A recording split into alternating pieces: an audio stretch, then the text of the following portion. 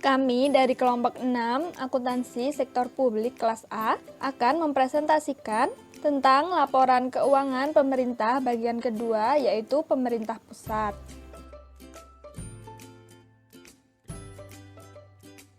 Berikut adalah anggota kelompok kami. Ada Ika Nirmalasari NPM 50, Kaulan NPM 54, Kanita NPM 63, dan Sepia NPM 90. Pertama, di sini saya akan menjelaskan tentang laporan keuangan dan pelaporan keuangan. Laporan keuangan adalah catatan informasi keuangan suatu perusahaan pada suatu periode akuntansi yang dapat digunakan untuk menggambarkan kinerja perusahaan tersebut. Laporan keuangan adalah bagian dari proses pelaporan keuangan. Harus dibedakan antara pengertian pelaporan keuangan dan laporan keuangan itu sendiri. Sedangkan pelaporan keuangan meliputi segala aspek yang berkaitan dengan penyediaan dan penyampaian informasi keuangan. Aspek-aspek tersebut antara lain lembaga yang terlibat, misalnya penyusunan standar, badan pengawas dari pemerintah atau pasar modal, organisasi, profesi, dan entitas pelapor. Laporan keuangan hanyalah salah satu media dalam penyampaian informasi. Lalu selanjutnya ada pedoman penyusunan laporan keuangan bagi organisasi sektor publik. Yang pertama ada pernyataan standar akuntansi keuangan nomor 45 atau PSAK 45 tentang laporan keuangan organisasi nirlaba. Lalu yang kedua, standar akuntansi pemerintah atau SAP yang dituangkan dalam Peraturan Pemerintah atau PP nomor 24 tahun 2005. Pedoman yang pertama, PSAK 45 sering menjadi pedoman organisasi sektor publik yang bergerak di berbagai sektor, baik berupa yayasan, LSM, termasuk institusi-institusi pendidikan. Sedangkan pedoman yang kedua, SAP, menjadi pedoman wajib bagi seluruh komponen pemerintahan, baik di pusat maupun di daerah. Pemerintah Indonesia sebagai pemegang amanat rakyat mempunyai kewajiban untuk mempertanggungjawabkan pelaksanaan APBN dan APBD dalam bentuk laporan keuangan. Hal ini telah ditegaskan dalam UU Nomor 17 Tahun 2003 tentang Keuangan Negara. Dalam pasal 30 Undang-Undang Nomor 17 Tahun 2003 dinyatakan bahwa 1. Presiden menyampaikan rancangan undang-undang tentang pertanggungjawaban pelaksanaan APBN kepada DPR berupa laporan keuangan yang telah diperiksa oleh Badan Pemeriksa Keuangan atau BPK selambat-lambatnya 6 bulan setelah tahun anggaran berakhir. Yang kedua, laporan keuangan dimaksud setidak-tidaknya meliputi laporan realisasi APBN, neraca, laporan arus kas, dan catatan atas laporan keuangan yang dilampiri dengan laporan keuangan perusahaan negara dan badan lainnya. Sementara itu, Pasal 31 Undang-Undang Nomor 17 Tahun 2003 secara senada juga menyatakan bahwa yang pertama, gubernur atau bupati atau wali kota menyampaikan rancangan peraturan daerah tentang pertanggungjawaban pelaksanaan APBD kepada DPRD berupa laporan keuangan yang telah diperiksa oleh BPK selambat-lambatnya 6 bulan setelah tahun anggaran berakhir. Dan yang kedua, laporan keuangan yang dimaksud setidak-tidaknya meliputi laporan realisasi B. Lalu yang kedua, laporan keuangan yang dimaksud setidak-tidaknya meliputi laporan realisasi APBD, neraca, laporan arus kas, dan catatan atas laporan keuangan yang dilampiri dengan laporan keuangan perusahaan daerah. Laporan keuangan yang dituntut oleh Undang-Undang Nomor 17 Tahun 2003 tersebut merupakan laporan keuangan jenis General Purpose Financial Statement atau GPFS yang selanjutnya kita sebut dengan laporan keuangan umum. Laporan keuangan umum adalah laporan yang dimaksudkan untuk memenuhi kebutuhan pengguna. Jenis laporan keuangan pemerintah pusat. Yang pertama ada laporan operasional. Laporan operasional adalah salah satu unsur laporan keuangan yang menyajikan ikhtisar sumber daya ekonomi yang menambah ekuitas dan penggunaannya yang dikelola oleh pemerintah pusat atau daerah untuk kegiatan penyelenggaraan pemerintahan dalam satu periode laporan. Lalu yang kedua adalah laporan realisasi anggaran. yang merupakan laporan yang berisi tentang informasi mengenai realisasi pendapatan, belanja, dan pembiayaan dari suatu entitas yang dibandingkan dengan anggaran pendapatan, belanja, dan pembiayaan. Melalui laporan realisasi anggaran, dapat diketahui prediksi tentang sumber daya ekonomi yang akan diterima untuk mendanai kegiatan pemerintah pusat dan daerah serta resiko ketidakpastian atas sumber daya ekonomi tersebut. Selain itu, laporan realisasi anggaran juga memberikan informasi tentang indikasi apakah sumber daya ekonomi yang diperoleh dan digunakan telah dilaksanakan sesuai prinsip ekonomis, efisien, dan efektivitas sesuai dengan anggaran yang ditetapkan, serta sesuai dengan peraturan perundang-undangan yang berlaku. Informasi tambahan termasuk informasi non-keuangan yang berkaitan dengan laporan realisasi anggaran disajikan dalam nota perhitungan APBN atau APBD. Laporan realisasi anggaran disajikan selambat-lambatnya 6 bulan setelah berakhirnya tahun anggaran. Saya, Kanita Alana, NPM 63, akan melanjutkan pembahasan. Nah, pembahasan selanjutnya ialah elemen dalam laporan realisasi anggaran atau LRA. Di sini ada 4 elemen, yaitu ada pendapatan, belanja, transfer, dan pembiayaan. Nah, yang pertama adalah pendapatan. Pengertian pendapatan dalam basis kas merupakan penerimaan kas umum negara ataupun kas daerah yang menambah ekuitas dana lancar dalam periode tahun yang bersangkutan yang menjadi hak bagi pemerintah. Sedangkan definisi pendapatan dalam basis akrual yaitu hak pemerintah yang diakui sebagai penambah nilai kekayaan bersih. Lalu yang kedua adalah belanja. Definisi belanja dalam basis kas ialah semua pengeluaran kas umum negara ataupun daerah yang bisa mengurangi ekuitas dana lancar dalam periode tahun anggaran yang bersangkutan yang tidak akan diperoleh pembayarannya kembali oleh pihak pemerintah. Sedangkan dari sisi basis akrual, belanja itu didefinisikan sebagai kewajiban pemerintah yang diakui sebagai pengurang nilai kekayaan bersih. Lalu yang ketiga adalah transfer. Transfer didefinisikan sebagai penerimaan atau pengeluaran uang dari suatu entitas pelaporan dari atau kepada entitas pelaporan lainnya, termasuk dana perimbangan. Lalu yang terakhir adalah pembiayaan. Nah, pembiayaan ini didefinisikan sebagai tiap penerimaan yang perlu dibayar kembali ataupun pengeluaran yang nantinya itu akan diterima kembali, baik di tahun anggaran bersangkutan ataupun tahun-tahun anggaran berikutnya. Nah, tujuan dari pembiayaan ini itu apa? Yaitu untuk menutupi defisit dan juga memanfaatkan surplus anggaran yang ada pada periode tersebut. Nah, penerimaan pembiayaan ini bisa berasal dari pinjaman ataupun hasil dari divestasi. Sedangkan pengeluaran pembiayaan dapat digunakan untuk pembayaran kembali pokok pinjaman, pemberian pinjaman pada entitas lain, ataupun penyertaan modal oleh pemerintah.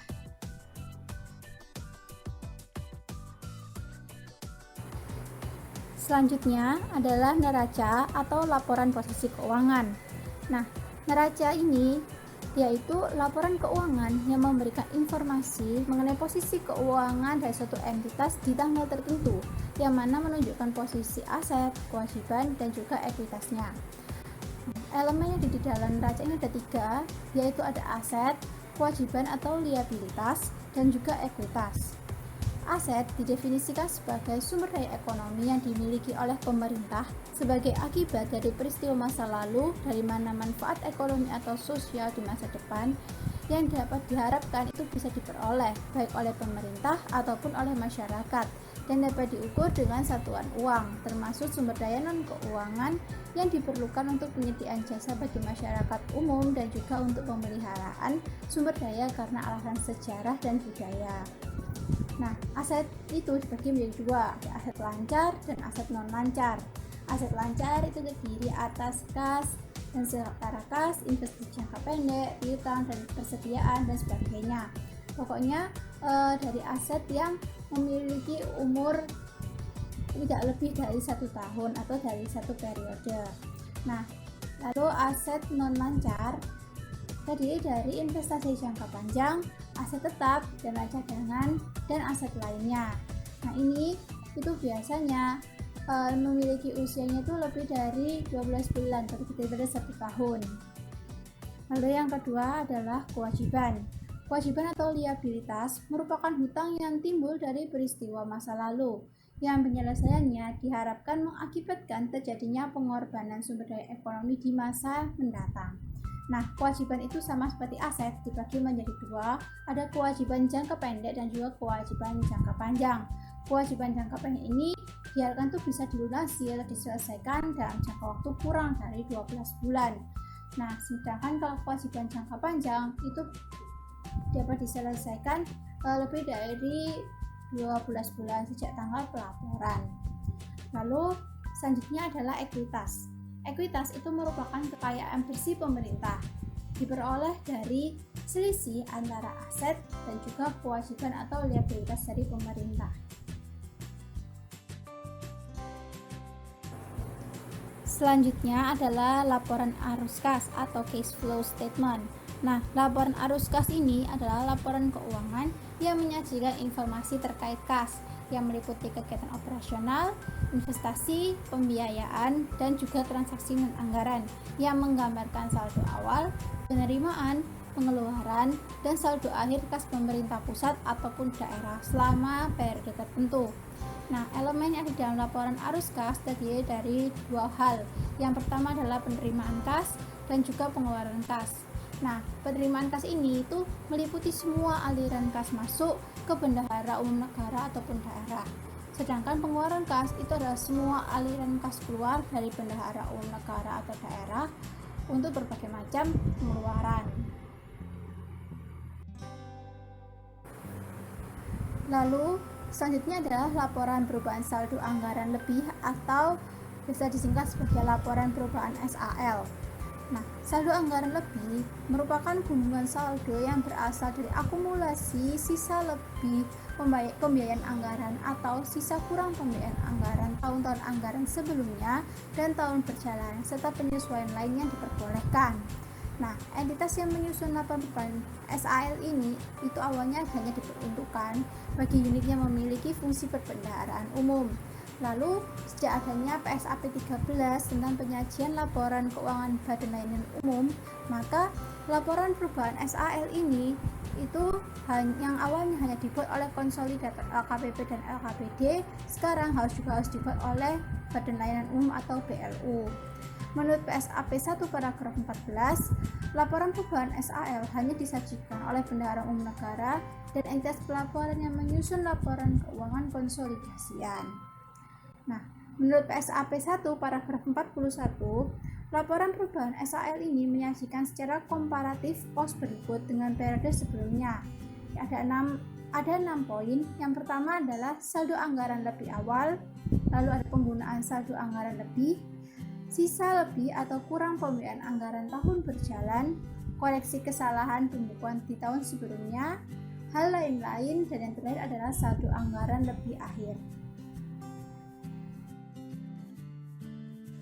Saya Kaulan Ma'rufah, NPM 054, akan melanjutkan pembahasan di mana pembahasan selanjutnya yaitu mengenai laporan perubahan ekuitas yang dapat disingkat dengan LPE. Pada laporan perubahan ekuitas menyajikan informasi kenaikan atau penurunan ekuitas tahun pelaporan yang dibandingkan dengan tahun sebelumnya. LPE atau laporan perubahan ekuitas menyediakan informasi mengenai perubahan posisi keuangan entitas pelaporan, apakah mengalami kenaikan atau penurunan sebagai akibat kegiatan yang dilakukan selama periode pelaporan. Laporan perubahan ekuitas menyajikan sekurang-kurangnya pos-pos ekuitas awal atau ekuitas tahun sebelumnya, surplus atau defisit LO pada periode yang bersangkutan, dan koreksi-koreksi yang langsung menambah ataupun mengurangi ekuitas yang antara lain berasal dari dampak kumulatif yang disebabkan oleh perubahan kebijakan akuntansi dan koreksi kesalahan mendasar. Misalnya, ada koreksi kesalahan yang mendasar dari persediaan yang terjadi pada periode-periode sebelumnya. Lalu juga ada perubahan nilai aset tetap karena revaluasi aset tetap. Di samping itu, suatu entitas pelaporan juga perlu menyajikan rincian yang lebih lanjut dari unsur-unsur yang terdapat dalam laporan perubahan ekuitas yang dijelaskan pada catatan atas laporan keuangan. Mengenai struktur laporan perubahan ekuitas, baik pada pemerintah pusat maupun pemerintah provinsi atau pemerintah kabupaten kota, tidak memiliki perbedaan. Pada slide berikut menampilkan contoh laporan perubahan ekuitas pada laporan keuangan pemerintah pusat tahun 2018.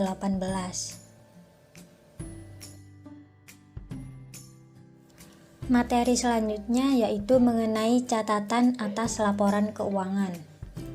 Agar suatu informasi dalam laporan keuangan pemerintah dapat dipahami dan digunakan oleh pengguna dalam melakukan evaluasi dan menilai pertanggungjawaban keuangan, maka diperlukan catatan atas laporan keuangan atau disingkat dengan CALK. Catatan atas laporan keuangan merupakan bagian yang tak terpisahkan dari laporan keuangan, dan oleh karenanya setiap entitas pelaporan diharuskan untuk menyajikan catatan atas laporan keuangan. Catatan atas laporan keuangan meliputi penjelasan naratif atau daftar terinci atau analisis atas nilai suatu pos yang disajikan dalam laporan keuangan yang dibuat. Catatan atas laporan keuangan juga mencakup informasi tentang kebijakan akuntansi yang dipergunakan entitas pelaporan dan informasi yang diharuskan dan dianjurkan untuk diungkapkan sesuai dengan standar akuntansi pemerintah, serta ungkapan-ungkapan yang diperlukan untuk dapat menghasilkan penyajian laporan secara wajar. Catatan atas laporan keuangan bertujuan untuk meningkatkan transparansi laporan keuangan dan penyediaan pemahaman yang lebih baik atas informasi keuangan pemerintah. Hal-hal yang diungkapkan dalam catatan atas laporan keuangan diantaranya adalah yang pertama yaitu informasi tentang kebijakan fiskal atau keuangan, ekonomi makro, pencapaian target Undang-Undang APBN atau Perda APBD, serta kendala dan hambatan yang dihadapi dalam pencapaian target. Lalu yang kedua yaitu ikhtisar pencapaian kinerja keuangan selama tahun pelaporan. Yang ketiga yaitu informasi tentang dasar penyusunan laporan keuangan dan kebijakan-kebijakan akuntansi yang dipilih untuk diterapkan atas transaksi-transaksi dan kejadian-kejadian penting lainnya. Lalu yang keempat yaitu informasi yang diharuskan oleh standar akuntansi pemerintah yang belum disajikan dalam laporan keuangan. Lalu yang kelima yaitu informasi untuk pos-pos aset dan kewajiban yang timbul sehubungan dengan penerapan basis akrual atas pendapatan dan belanja dan rekonsiliasinya dengan penerapan kas. Lalu yang keenam yaitu informasi tambahan yang diperlukan untuk penyajian wajar yang tidak disajikan dalam laporan keuangan. Materi selanjutnya yaitu mengenai pengguna laporan keuangan pemerintah pusat. Pengguna dari laporan keuangan pemerintah pusat dibedakan menurut beberapa tokoh. Di antaranya yaitu ada Anthony yang mengklasifikasikan pemakai laporan keuangan sektor publik menjadi 5 kelompok. Yang pertama ada lembaga pemerintah, lalu yang kedua investor dan kreditor, yang ketiga pemberi sumber daya, yang keempat badan pengawas, dan yang kelima yaitu konstituen. Lalu menurut Henley yang mengklasifikasikan pengguna laporan keuangan sektor publik menjadi 12 kelompok.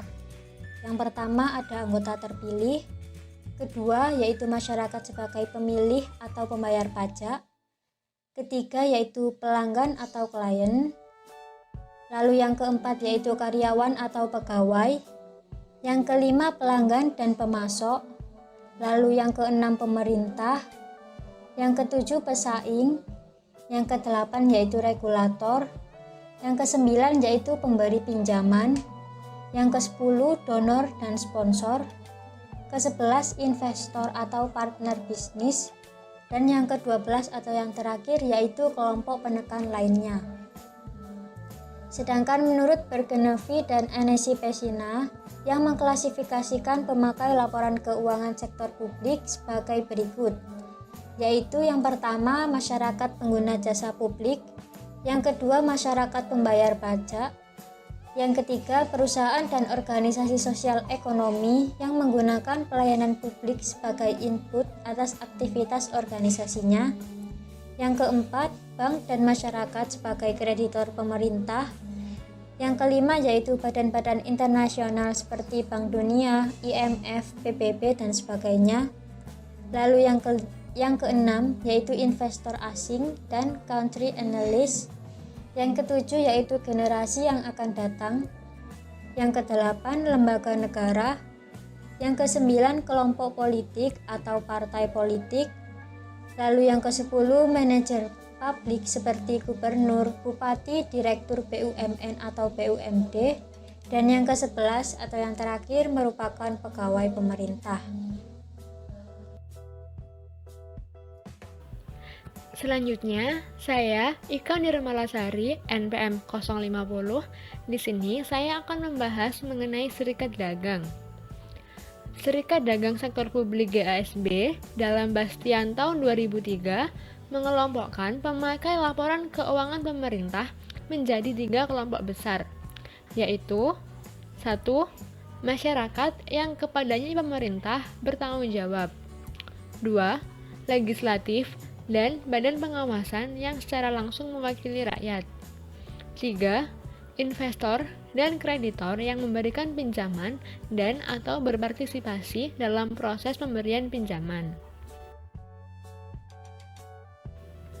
Menurut Bastian 2003, pemakai laporan keuangan sektor publik adalah 1. Legislatif dan manajemen sektor publik. 2. Masyarakat. 3. Investor dan kreditor. 4. Institusi internasional. 5. Pengamat. 6. Aparat sektor publik. Sedangkan menurut standar akuntansi pemerintahan, terdapat beberapa kelompok pengguna laporan keuangan, yaitu 1. Masyarakat. 2. Para wakil rakyat, lembaga pengawas, dan lembaga pemeriksaan. 3. Pihak yang memberi atau berperan dalam proses donasi, investasi, dan pinjaman. 4. Pemerintah. Tujuan dan fungsi laporan keuangan pemerintah pusat. 1. Kepatuhan dan pengelolaan. Laporan keuangan digunakan untuk memberikan jaminan kepada pengguna laporan keuangan dan pihak otoritas penguasa bahwa pengelolaan sumber daya telah dilakukan sesuai dengan peraturan hukum. 2. Akuntabilitas dan pelaporan retrospektif. Laporan keuangan digunakan sebagai bentuk pertanggungjawaban kepada publik. 3. Perencanaan informasi dan otorisasi. Laporan keuangan berfungsi untuk memberikan dasar perencanaan kebijakan dan aktivitas di masa yang akan datang. 4. Kelangsungan organisasi. Laporan keuangan berfungsi untuk membantu pengguna dalam menentukan apakah suatu organisasi atau unit kerja dapat meneruskan menyediakan barang dan jasa di masa yang akan mendatang. 5. Hubungan masyarakat. Laporan keuangan berfungsi untuk memberikan kesempatan kepada organisasi untuk mengemukakan pernyataan atas prestasi yang telah dicapai kepada pengguna yang dipengaruhi karyawan dan masyarakat. 6.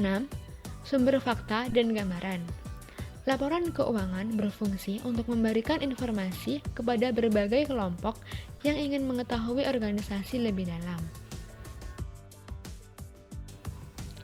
Selanjutnya yaitu ilustrasi laporan keuangan pemerintah pusat. Alur penyusunan laporan LKPP.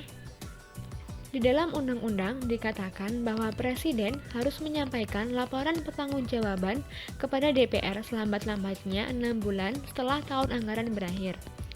Artinya, memiliki waktu 6 bulan untuk menyusun laporan keuangan, kemudian dilakukan pemeriksaan oleh BPK, kemudian dihasilkan lagi laporan keuangan audited, kemudian baru dilengkapi dengan RUU P2 APBN kepada DPR. Maka, LWP dihasilkan dengan mengkonsolidasikan laporan keuangan dari seluruh kementerian lembaga negara yang masing-masing menyusun laporan keuangan secara berjenjang untuk dikirimkan ke tingkat wilayah dan kemudian digabungkan di sana. Kemudian dikirim ke tingkat eselon 1, digabungkan di sana, kemudian dikonsolidasikan oleh Biro Keuangan di masing-masing kementerian lembaga. Kemudian digabungkan lagi dengan laporan keuangan Bendahara Umum Negara untuk kemudian disebut dengan LKPP.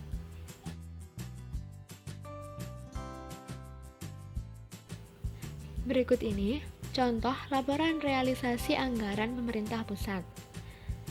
Terdapat pendapatan yang terdiri dari pendapatan perpajakan, pendapatan negara bukan pajak, dan pendapatan hibah. Kemudian terdapat belanja yang terdiri dari belanja operasi dan belanja modal. Kemudian terdapat transfer yang terdiri dari dana perimbangan dan transfer lainnya. Kemudian terdapat pembiayaan yang terdiri dari penerimaan dan pengeluaran. Penerimaan terdiri dari penerimaan pembiayaan dalam negeri dan penerimaan pembiayaan luar negeri. Sedangkan pengeluaran juga terdapat pengeluaran pembiayaan dalam negeri dan pengeluaran pembiayaan luar negeri. Berikut ini merupakan contoh neraca pemerintah pusat yang berisi aset, kewajiban, dan ekuitas. Nah, ini merupakan contoh laporan arus kas pemerintah pusat yang terdiri dari 3 aktivitas. Yang sebelah kiri itu merupakan arus kas dari aktivitas operasi, yang sebelah kanan merupakan arus kas dari aktivitas investasi. Nah, ini merupakan arus kas dari aktivitas pendanaan.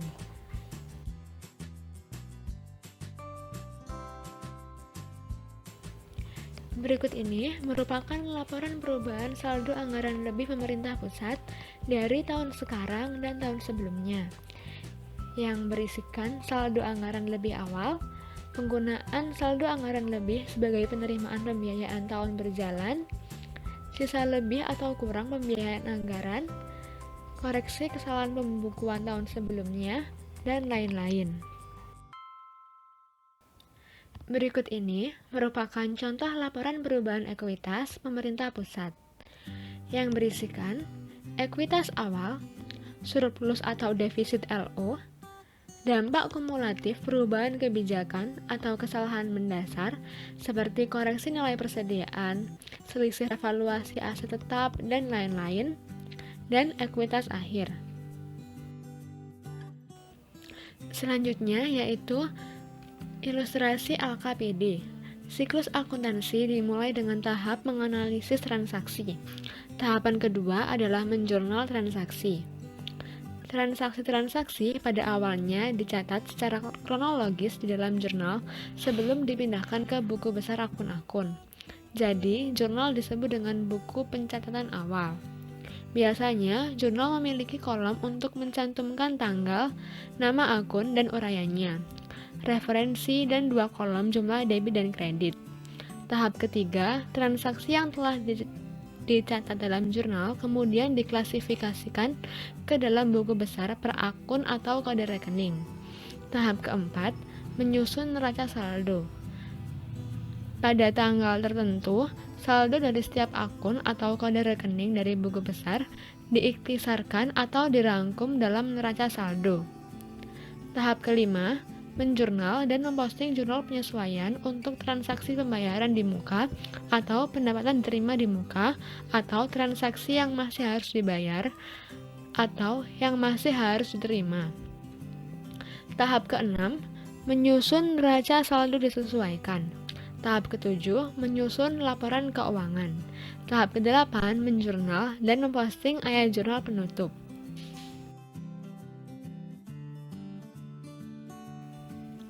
Berikut ini merupakan contoh jurnal anggaran yang terbagi menjadi dua, yaitu laporan realisasi anggaran PPKD dan laporan realisasi anggaran SKPD.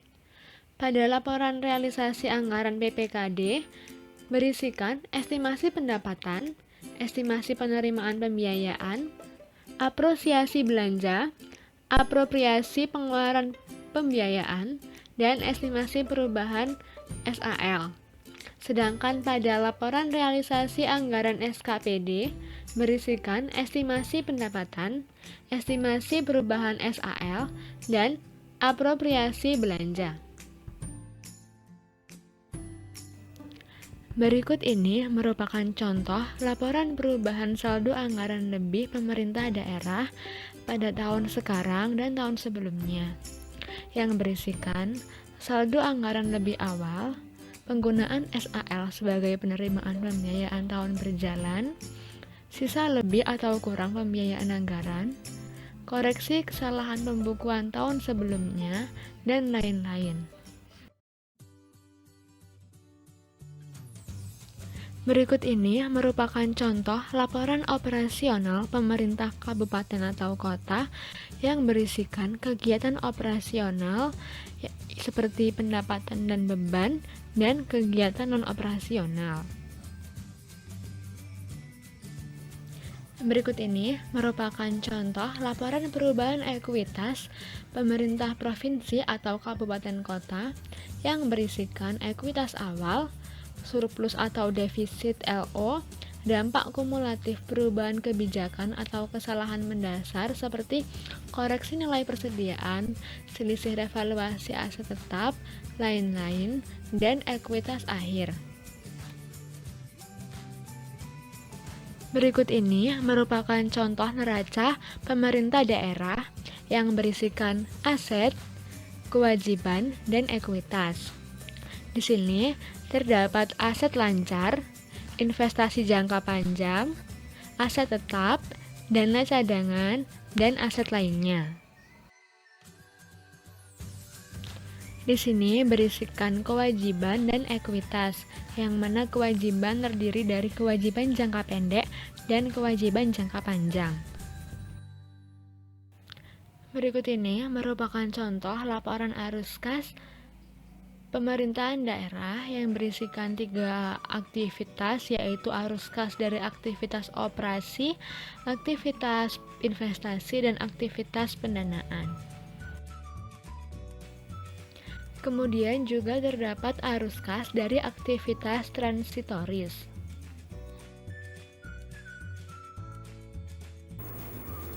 Sekian presentasi dari kelompok kami terkait laporan keuangan pemerintah 2. Kurang lebihnya mohon maaf. Wassalamualaikum warahmatullahi wabarakatuh.